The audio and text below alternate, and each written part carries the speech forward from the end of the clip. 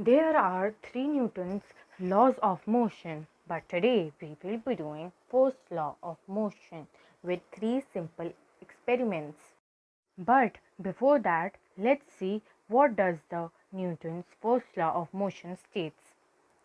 An object remains in a state of rest or of uniform motion in a straight line unless compelled to change that state by an applied force.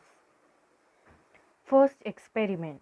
Take any cup and a cloth, pull the cloth.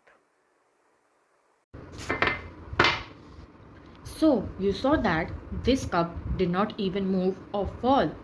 That's because this cup was in rest, only the cloth was in motion. The object in rest will stay in rest. Object in motion will stay in motion. That proves that the first law of motion is correct. For the second experiment, we will be needing a glass, cup of water, and a paper. We will put the paper and the glass on top of it, and we will need to move the paper slowly. When we move the paper slowly, we see that the glass is moving with it. That is because on the surface area of this cup of water has some friction under it, and this paper also has some friction, so they can stick on it.